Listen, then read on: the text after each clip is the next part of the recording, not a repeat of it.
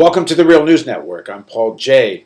In Libya, the planes are pounding Gaddafi Air Force and his on-the-ground anti-aircraft artilleries, but they are also killing civilians, which has prompted the head of the Arab League to say that the attack is going beyond the limits of what the Arab League supported. We requested the Security Council to establish a no-fly zone in order to protect the civilians, in addition to safe areas for the civilians to sit in without attacks on them.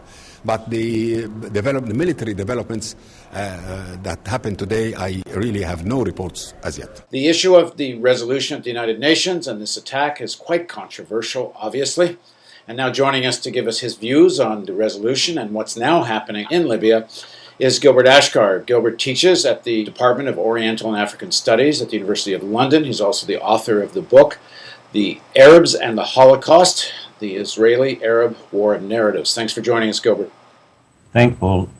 So first of all, let's talk about your initial take as we were heading towards the UN resolution, and then Saturday's meetings of NATO. You gave a kind of qualified position on the resolution. Explain what it was.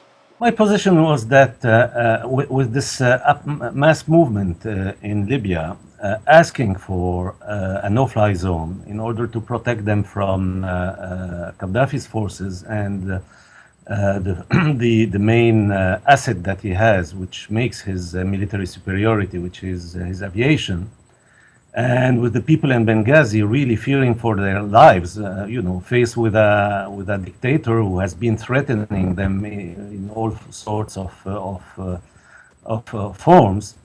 I can't see how humanly one could say, well, no, we're sorry, we're against granting you a no-fly zone, we're against our governments intervening in any way in that, and you'll have to be massacred, and that's all we can do. I mean, I think this is too cynical. This is not a possible attitude. That's why I said that one can't reasonably, in my view, in such a condition, which is very specific, you have a real uprising, you have a real request by the uprising for this, you have a real threat of massacre, of mass murder, and actually, the balance. I mean, until now, you have had several thousands of people killed in Libya from the beginning of the uprising.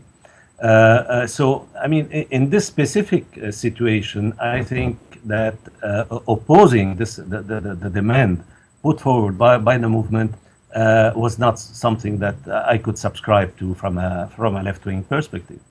Which doesn't mean, having the slightest confidence or actually support for those powers who are now implementing this no-fly zone.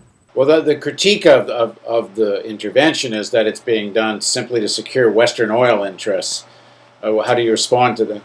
That doesn't hold water, because we're not speaking of a state or a regime, Gaddafi's regime, which has been clashing with Western interests. Actually, there are, the whole range of Western oil companies are represented in Libya, and the exploitation and exploration of oil in Libya. And this regime has been a close collaborator of Western powers over the last years. Gaddafi played it very close buddy to all sorts of Western leaders, Berlusconi, Tony Blair, the United States. So, and he has been collaborating in concrete forms with all these people. So to think that this intervention is about what? About granting concessions to Western oil companies? They have them already. No, the point is not here. Of course, there is an oil dimension in all that. It's the one I stress, that is, they are faced with the likelihood of a massacre at a big scale, very big scale, which would mean, if this happens, putting them in the necessity of at the very least, decreting an embargo on Libyan oil. And in the conditions of the oil market and in conditions of the global economy presently, this is not sustainable. And that's why they had to prevent that. They had to prevent that, and that's why they finally opted, some of them with some hesitation, like the case for the United States, for this intervention. And it seems the French stuck their neck out more or less because they thought this. Everyone was predicting Gaddafi was going to lose pretty quickly, so I assume the French thought they were picking a winner fairly early in the game by backing the rebellion. Yeah, well, there are various factors behind that. On the one hand, it's a pure demagogy from Sarkozy after the big scandals of the collusion between the French government and the Tunisian dictatorship in particular. So now he's playing, big Mr. Democrat, big supporters of uprising, the kind of new incarnation of Lafayette, going, to the helping revolutions. But of course, no one is fooled. But basically, behind that, as a kind of interest, more seriously speaking, I'm sure that he contemplates that France could, having played this role, be rewarded with a larger slice of the Libyan oil cake than what it had until now. French interests are represented in Libya, Total, Elf, Fina. But they are not the major, they don't have a major share of oil interest there. Now, a lot depends on how you assess who is in the rebellion. Some of the critique that's coming is portraying Gaddafi as still having some kind of anti-imperialist character to him, and then portraying the rebellion as essentially being kind of pro-Western or Western-inspired. So, what do you make of it? Who are the rebels? Well, the rebels are a political mixture, as we have seen in every single uprising in the whole region. I mean, whether in Yemen, of course, or even in countries like which are, let's say, with different social structures like Egypt and Tunisia. You have had a very broad spectrum of political forces engaged in the movement, with one single objective in common, which is to get rid of the dictatorship and the demand for democratic freedoms, for free elections, and the rest. I mean, basic human rights people are fighting for in this part of the world. And again, I mean, the clash was not about anti-West and pro-West. Until the very last minute, I mean, until this UN resolution, all that, and even after, a little after, Gaddafi was asking his Western friends, his European friends, and all that to support him. And his discourse was saying, this is an Al-Qaeda-led uprising, and if you guys want me to continue contributing or collaborating with you in fighting Al-Qaeda, because he rendered services to the United States in that regard, his secret services and the rest, you have to support me. And now, after the bombing, we have seen him radically change now his discourse into saying and into borrowing the exact phraseology, vocabulary of Al-Qaeda, and saying this is a crusader war, and the word crusader in Arabic, حروب صليبية, is not metaphoric. It's more directly related to religion than in European languages. It's a crusader war against Islam.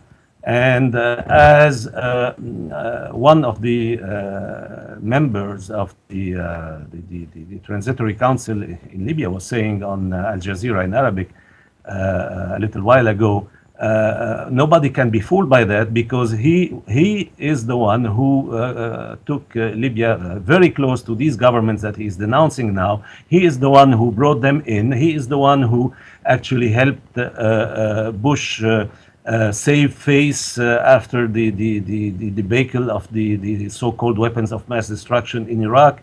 And the Bush administration was able to say, look, we have achieved something. The Libyans renounced to their program of weapons of mass destruction, and the rest. He has been, developing all kinds of links with all the Western governments, including the absolutely dirty role that the Libyan government has been playing in against the immigration from African shores to Italian shores, to Italy, or to Europe through Italy. And so all that, how can anyone believe, except out of sheer ignorance, about what Gaddafi has been doing over the last years, how can anyone believe that this is something about toppling an enemy of the West? This is ridiculous. What did you make of the United Nations resolution itself? You said it's hard to oppose it given that there was about to be an attack on Benghazi. There could have been a slaughter of the people there. On the other hand, the resolution itself seems rather open-ended. What do you think of the kind of the wording of it is, and how do you see the fight now in terms of global public opinion? As I said, the Arab League leader said that the bombing that's taking place now is going beyond what the Arab League ever supported in terms of the resolution. Yeah, absolutely. I mean, they asked for this no-flight zone because that was the demand of the uprising, and it got popular actually, even generally speaking in the Arab world, because people were seeing that these people. I mean, TV reportage from there showing these people really frightened about what was going to happen to them. I mean, people were seeing the movement requesting this no-fly zone, and were asking for that. And of course, when the Arab League relayed that kind of demand, it did that very hypocritically. But that's no doubt about that, because many of the states involved in this League of Arab States are themselves repressing violently their own populations. But still, what they are saying is, I mean, Amr Moussa in particular, because you have even the personal dimension. The secretary of the Arab League is someone who's contemplating running for president in Egypt, came out now denouncing, and rightly so, certainly the fact that I mean, the way that the strikes were led in order supposedly to enforce the no-flight zone. They are resorting to such heavy means with the usual between quote marks collateral damage. And killing civilians, and of course this is not a way to protect civilians. Now, I mean, the bombing in Tripoli doesn't seem to have anything to do with preventing the attack on Benghazi. No, but it's about the no-fly zone thing. That is, they pretend, or at least they say they are striking at anti-air installations and aviation installations. This is to make sure that they control the air over Libya. And as far as understood from the news, they are now saying that this has been, I mean, the no-fly zone is enforced. So does it mean that this kind of bombings will stop? We'll have to see. The latest news also are about a new offensive of the insurgents and new territorial gains made by the uprising, by the insurrection. All this, I'm saying, without any means of verification, of course, but these are the latest news that I've heard at the moment of speaking. The resolution clearly did not mandate regime change, and it didn't mandate paving the way for regime change either. In other words, bombing in such a way that it puts Gaddafi in such a situation that the rebellion can overthrow him. It was meant, if I understand it correctly, simply to protect Benghazi and some of the other cities from being bombed, civilian population being bombed. China's already said there's been too many civilian deaths in the course of this. What do you think is going to be, is sort of in terms of international progressive public opinion, what is the point of struggle now? But let me stress one point before that, which is very important in this whole discussion about this resolution. It is that the resolution included something that the uprising have been very, very clear about, which is they don't want any ground forces to intervene in Libya. And this is stated very clearly in the resolution. That's probably where the resolution is most directly responding to the request by the uprising, and also the issue of the no-fly zone. Beyond that, this resolution leaves such a wide margin of free interpretation for those powers that have the means to intervene, that of course it's nothing that I can support. I didn't say I support this resolution, just said that you can't oppose it in the sense that saying that, well, we are against any no-fly zone and even at the cost of a massacre. I can't see this as a reasonable position. But this said, once this is here, we have to be absolutely vigilant. We have to condemn the forms of bombings, and every time that they really, as has been the case, strike at civilians, we have to therefore to act against that. And this is the anti-imperialist struggle. We have to be vigilant also about any attempt to go beyond in other ways, beyond the limits of this resolution, which is only about protecting civilians. There is an argument or a critique of the resolution which says that occupation is not the same as no ground troops. When the resolution says no occupation, it doesn't mean that there couldn't be an attack with then supposedly an intent to get out, or in fact an actual getting out, that there is sort of a room there for ground forces as long as they leave after this protection of civilian is over. It excludes foreign occupation forms of any form on any part of Libyan territory. Now, if people try to twist that into meaning that they can intervene on the ground, this at the very least would not only contradict the text, but also the very clearly stated position of the uprising, and reiterated today again. I heard that in statements on the television that they are against, and for good reason, against any intervention of troops on the ground. They don't need troops on the ground, actually. And as I said, the latest news that the uprising resumed the offensive, which, if true, is certainly good news to me, because I think that there should be no hesitation in supporting the uprising against this absolutely bloody and reactionary dictatorship of Gaddafi. Once you're in a situation where essentially Gaddafi can't fight back because of the foreign forces, and the rebels start being on the offensive, then don't you have actually a kind of foreign management of the civil war? I mean, isn't the issue at this point now there has to be a ceasefire in some peaceful way to resolve this, whether it's a call for elections or something like this?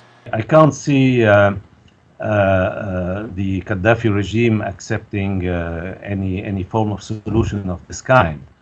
Now, the key issue is, of course, if the issue is implementing a ceasefire, I'm speaking here of rebellion in the cities and towns. So it's about movement of troops. It's about a ceasefire of this kind.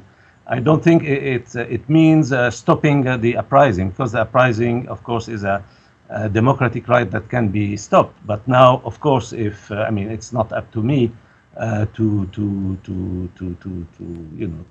say what should be accepted or not as a political solution on the ground. This is up to the people concerned. My only issue here is of the fact that this is a very specific situation, and therefore one where an action was needed in order to prevent a massacre, and that was true. It wasn't some kind of pretext invented by, as we have seen so many times, by the United States and its allies in order to implement an invasion. That's a different case. Although, again, I don't lend any support to the kind of armed intervention that they are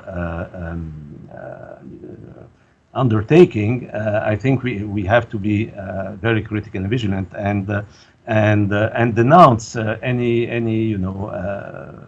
killing of civilians on the part of this coalition. Thanks very much for joining us, Gilbert. Thank you, Paul. Thank you for joining us on the Real News Network.